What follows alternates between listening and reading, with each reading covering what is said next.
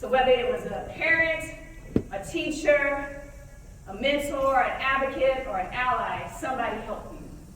So if you look at the legacy of Thurgood Marshall, so I know the high level of this person, Supreme Court Justice, but I wanted to dig deeper. As Brother Jason told me the other day, I can read your bio, but I want to dig deeper. So I wanted to know much more about this extraordinary man. So I learned that his parents, we started with his parents. So his father was the first African American to serve on a grand jury in Baltimore. His father took it a step further and would bring Thurgood in to hear cases that were open to the public. And he took it a step further and would go home and debate with Thurgood's brother, so you can see where his extraordinary skills came into play. His mother was an educator for over 25 years. And in terms of mentoring, we learned about Dr. Charles Hamilton, who was a great mentor to Thurgood and doing a lot of things with the NAACP.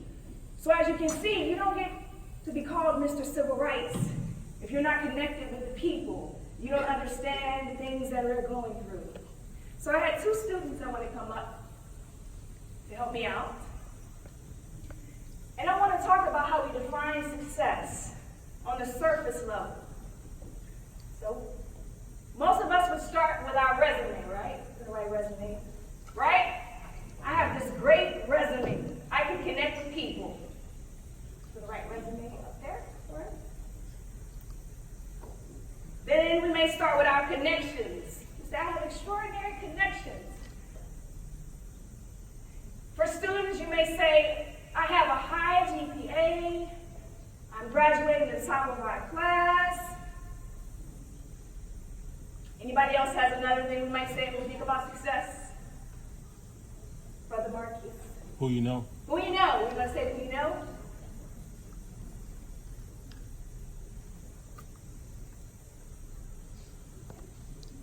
So make sure we also write our GPA over here.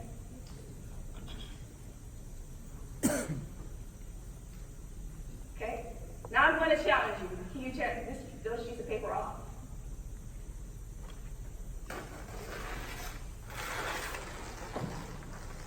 And I want you to fold it. We're here today to talk about creating connections and building bridges together. You can't do that if you just go in with your resume and say, look at me, listen to me, I have all the ideas and all the suggestions. So I want you to stand firmly and confidently in all your skills, but understand when you go into a new community or an organization, you're building trust and likability matters. So thank you. When we give these young people a round of applause. Thank you.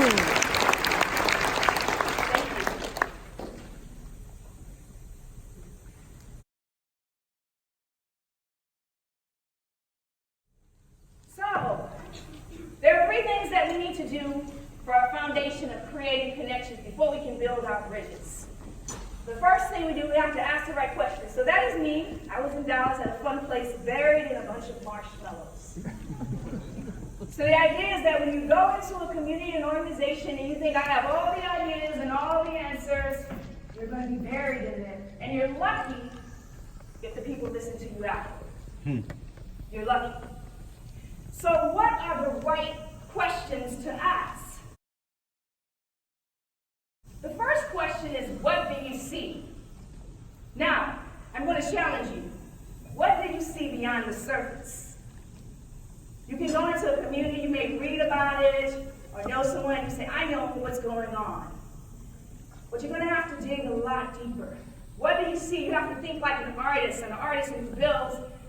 And to build something great that impacts the community, you need to be connected to it.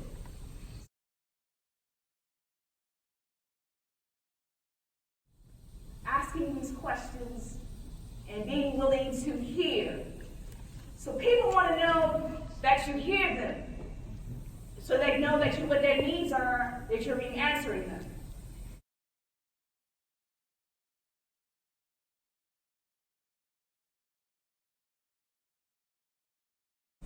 And then, what do you feel? We all have ideas, right? If we see a community that is struggling with help, concerns, we say, eat right. Well, the community is in a food desert. So tell me exactly how I'm going to eat right. How are you going to help empower me? Right? Or if you tell someone, take care of your finances. You shouldn't be spending money, you need to save more. Well, actually, I'm not making enough money. So how am I going to save? If you tell a parent, get more involved with your children, you should be there. And they say to you, well, I'm doing the best I can. I work, I have to take them to school. So you have to understand what people are feeling before you can even create a connection. Now that we have all the right questions to ask, does everybody know the question? What was the first question we should ask? What do you see? What was the second question? What do you hear? And what was the last question? What do you feel? What do you feel? Now let's talk about bridging generational gaps. I have the opportunity at Frontiers of Flight Museum. It's an aviation and space flight history museum. So I'm interacting with baby boomers. Many of them have been in the military, pilots, former executives. I also work with millennials. 2 of my direct reports are there. And then there's another generation that wasn't mentioned. Generation Z is the students. And I am Generation X. I am caught in the middle, trying to tell everybody to calm down just a little bit. Can we listen to each other? The common factor between all of the generations is everybody wants to feel valued and appreciated. So if you're working with all of those generations, you need to keep that in mind at all times. So the last thing I want to leave you with, I was a high school speaker at my high school graduation. And the only thing I remember from that speech is the only way to succeed is to override the obstacles in your way. And that was by Frederick Douglass. I didn't know what those obstacles would be. You need a travel guide. Your travel guide is social capital. And I hope you leave here today and connect with someone that a year from now, several years from now, you will remember the legacy of Thurgood Marshall. And you will also create connections and build bridges together, even when that bridge is over troubled water. Thank you.